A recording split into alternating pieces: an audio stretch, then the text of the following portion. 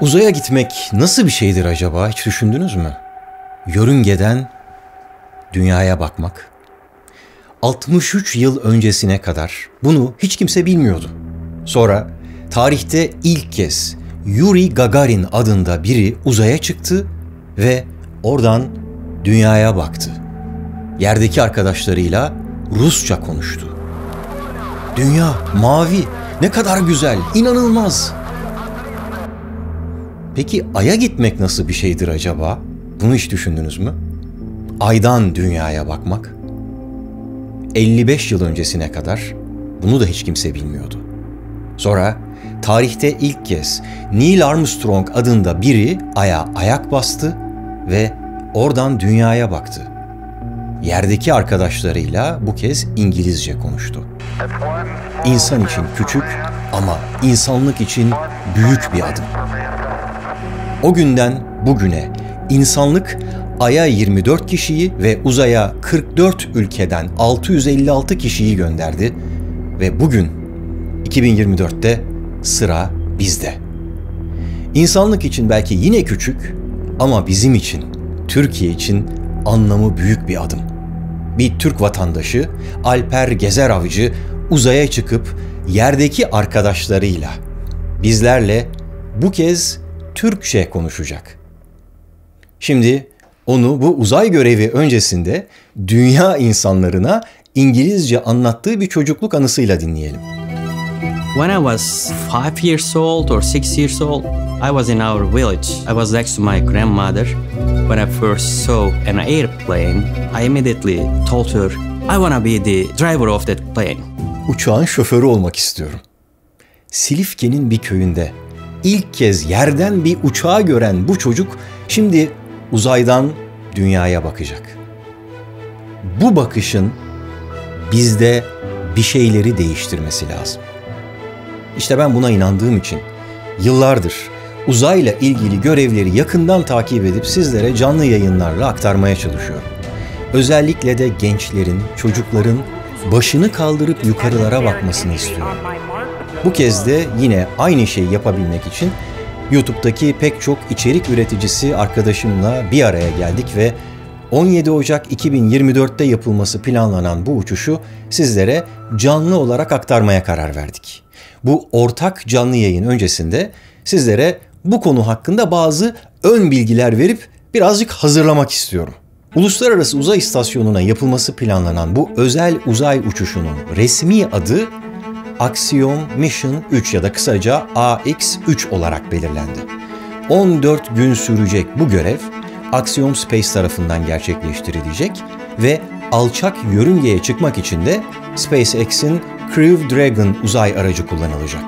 Mürettebatın 4 üyesi de askeri pilotluk geçmişine sahip. ABD'den eski bir NASA astronotu ve şu anda da Axiom'un bir çalışanı olan Michael Lopez Alegria 6 kez uzaya çıkmış tecrübeli biri olarak bu görevin komutanı olacak. Çünkü NASA, ISS'e yapılacak her özel mürettebatlı görevin eski bir NASA astronotu tarafından yönetilmesini şart koşuyor. İkinci uzay uçuşunu gerçekleştirecek İtalya Hava Kuvvetleri'nden Walter Willey de ise görev pilotu olacak. Kendisi geçen yaz Virgin Galactic'le ilk kez uzaya çıkmıştı. Görev uzmanları ise Türkiye'den ilk kez uzaya gidecek olan Alper Gezeravcı ve yine ilk kez uzaya gidecek olan İsveçli Markus Wandt olacak. Bu aynı zamanda ESA yani Avrupa Uzay Ajansı sponsorluğundaki bir astronot için ilk ticari uzay uçuşu görevi. Yedek mürettebat olarak da uzay aracı komutanı mevkiinde Axiom Space'ten Peggy Whitson ve görev uzmanı olarak da Türkiye Uzay Ajansı'ndan TUA'dan Tuğa Cihangir Atasever bulunuyor.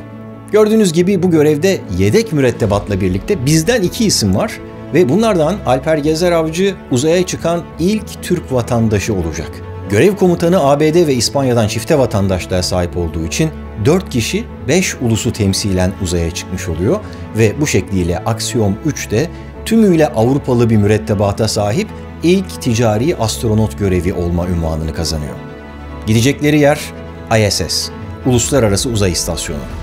Oraya 1998'den bugüne kadar gerçekleştirilen 117 mürettebatlı uçuşla 21 ülkeden 269 kişi yolculuk yaptı. Orada çeşitli deneyler gerçekleştirildi. Bazıları aylarca, bazıları bir yıl gibi çok uzun süreler boyunca uzayın ve oradaki düşük kütle çekiminin insan bedeni üzerindeki etkilerine dair araştırmalar yaptılar. Bu görevde de yine aynı şekilde microgravity denilen bu araştırmaların yapılması ve teknolojik demoların gerçekleştirilmesi planlanıyor. Her ülke kendi gerçekleştirmek istediği düzenekleri hazırlayıp oraya gönderiyor. Toplamda 30 deney düzeneği hazırlanmış bu görev için ve Türkiye'den gönderilen projeler arasında da oldukça ilginç deneyler var. Örneğin TÜBİTAK Uzay sponsorluğunda hazırlanan bir projenin adı mikro yerçekimi altındaki bitkilerde aşırı tuz stresi ve CRISPR gen düzenleme etkinliği. Bir başka deneyde metal parçacıkların havada yakılmasıyla dünya üzerinde sıfır karbonlu enerji üretim teknolojilerinin geliştirilmesi ya da örneğin metal parçacıkların Mars atmosferinden toplanan karbondioksitle reaksiyona sokulması yoluyla Mars'ta itici sistemlerin ya da enerji üretiminin geliştirilmesi için uygulamalar geliştirmeye yönelik araştırmalar var. Söylerken bile yoruluyor insan. Her uzay görevinde olduğu gibi burada da önce astronotlar çok sıkı bir eğitimden geçirilip daha sonra da karantinaya alındı. Bu aşamada birbirlerini daha yakından tanıma fırsatı bulmuş oldular. Bakın görevdeki diğer astronotlar Alper Gezeravcı için neler söylemiş. Alper çok kibar biri. Aynı zamanda profesyonel anlamda da çok yetkin. Çok mütevazı ve çok da net. Çok özgün biri. Farklı kültürlerden geliyor olsak da geçmişimiz birbirine benziyor. O yüzden ortak bir dili bulmamız kolay oldu.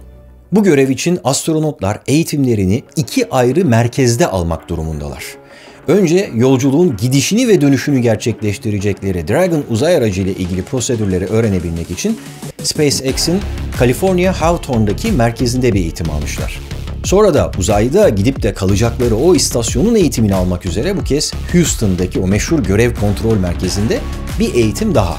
Ben her iki uzay merkezini de gezme fırsatını bulmuştum. Özellikle Houston'daki yer muazzam. Oradaki hangar gibi büyük bir binada ISS'teki modüllerin birebir kopyası var. Zaten böyle herhangi bir şeyi uzay istasyonuna göndermeden önce mutlaka yerdeki o merkezde önce denemeleri yapılıyor ve astronotlar da daha gitmeden orada bol bol vakit geçiriyorlar ve adeta uzay istasyonunu oraya daha gitmeden evleri gibi öğreniyorlar. Fırlatma Florida'daki Kennedy uzay üssünden gerçekleştirilecek. Oradaki tarihi fırlatma rampası bu iş için hazırlandı. SpaceX'in Falcon 9 roketinin üzerine yerleştirilmiş bir Crew Dragon Freedom kapsülüyle ISS'e gidecek olan astronotlar toplamda orada 14 gün geçirecekler. Şimdi bu tür uzay görevlerinde birçok böyle gelenekler oluşmuş durumda zaman içerisinde. Mesela işte bir rozet tasarlanıp astronotların ismi yazılıyor üstüne.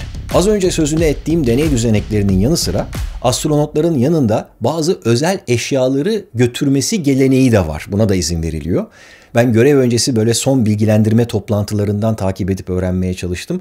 Alper Gezeravcı yanında ne götürecek acaba diye. Ailesinin yani yeğeninin falan böyle fotoğraflarını götüreceğini söylüyor. Bir de sürprizim olacak diyor.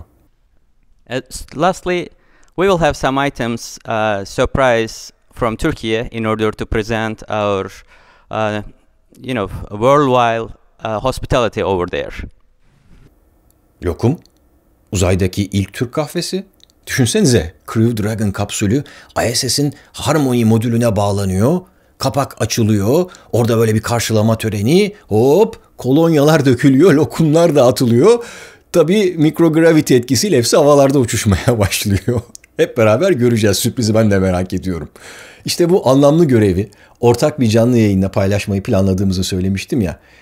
Tabii ki fırlatmalarda gecikmeler olabiliyor, ertelemeler de olabiliyor. O yüzden ayrıntıları buradan video yoluyla değil de aşağıya açıklamalar bölümüne yazılı olarak ekleyeceğim. Canlı yayın linkini de oraya bırakacağım. Böyle anlık gelişmeleri takip edebilmek, anlık duyurular için de her zaman olduğu gibi Instagram'ı kullanacağım. O yüzden aboneliklerinizi, hatırlatıcılarınızı kontrol etmeyi unutmayın. Hep böyle uzay tarihinin önemli bir kilometre taşını gelin hep birlikte yaşayalım diye çağrılar yapıyordum bugüne kadar. Bu kez sadece o da değil, Türk uzay tarihinin çok önemli bir kilometre taşını birlikte izleyeceğiz. Kafalarımızı gündelik hayatlarımızdan böyle bir nebze de olsa yukarı kaldırıp istikbalimize, göklere, uzaya bakacağız. Çünkü o bakışın bizde bir şeyleri değiştirmesi lazım.